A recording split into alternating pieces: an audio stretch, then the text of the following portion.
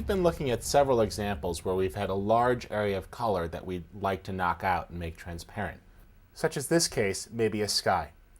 Many beginners would be very tempted to use the magic wand tool to select the sky and then delete it.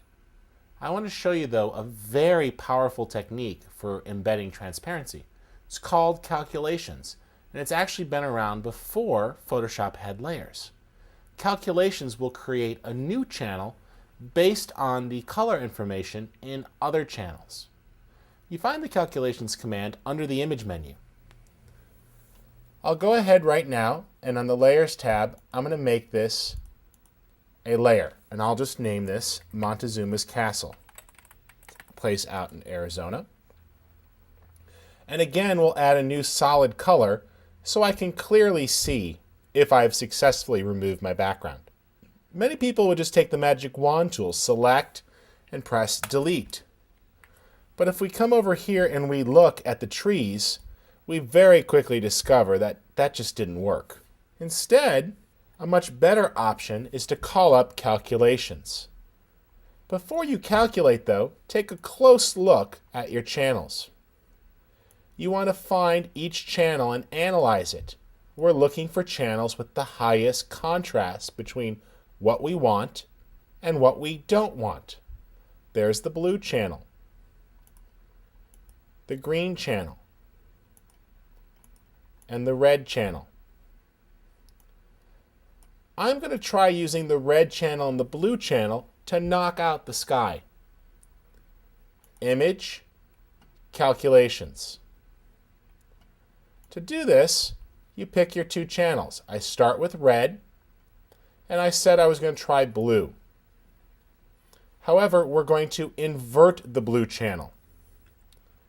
You pick the red channel, and then try the blue or the green, but work with an inverted copy. Then you discover we're back to using blending modes. And it's a matter of trial and error to see which blending mode you can use to successfully create a high contrast matte. We want to get it so the sky is one color and the rest of the document is another color. So as I cycle through, I'm looking for combinations that get close. Linear dodge is pretty good. This whole rock ridge has become white. The clouds in the sky have become darker. Let's see if something else might work better. Overlay is okay. So far, it looks like our dodge method is going to be the best. So I'll come back to linear dodge, and I will say, please create a new channel. And I click OK.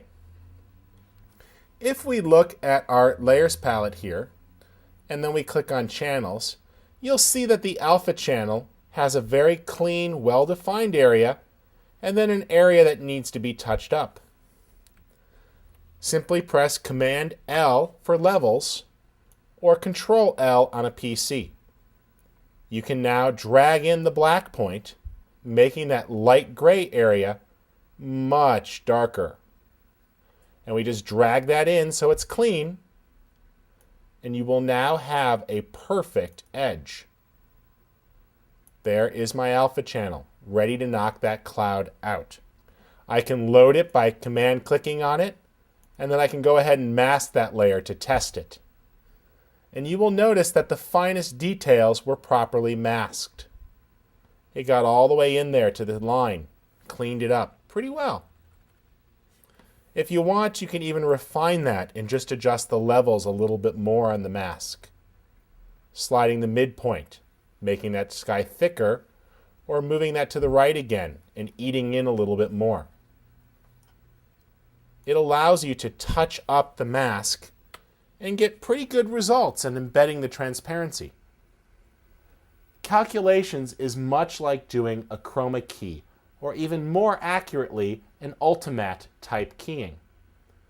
It does not work all of the time, but when it does work, it works really well.